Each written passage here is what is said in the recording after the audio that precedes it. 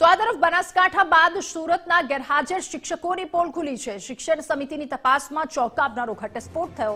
સુરતમાં તપાસ દરમિયાન 3 ગેરહાજર શિક્ષકો મળ્યા। 2 શિક્ષિકા ચાલુ પગારે વિદેશ ફરવા માટે જતા રહ્યા। નિમિષા પટેલ, આરતી ચૌધરી 6 મહિનાથી ગાયબ છે। એક શિક્ષકનો 6 મહિનાથી કોઈ પતો જ નથી। મુસા અંસારીનો 6 મહિનાથી કોઈ જ જવાબ નથી મળી રહ્યો। ત્રણેય શિક્ષકો 6 મહિનાથી અડધો પગાર લઈ રહ્યા છે, તો આ ત્રણેય શિક્ષકોને નોટિસ આપવામાં આવી છે, તેમ છતાં તેઓ ગેરહાજર રહે છે।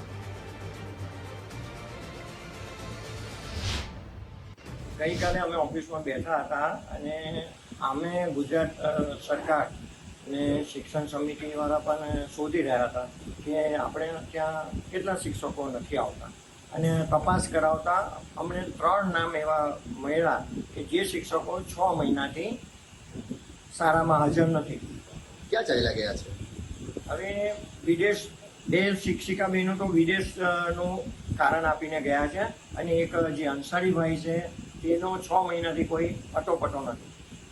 નોટિસ આપવામાં આવી, કઈ કાર્યવાહી હવે? દરેક આ 3 શિક્ષિકાઓને શિક્ષકોને તરત નોટિસ આપવામાં આવી છે અને જવાબ માંગવામાં આવ્યો છે, પરંતુ હજુ કંઈક એનો નિર્ણય આવ્યો નથી।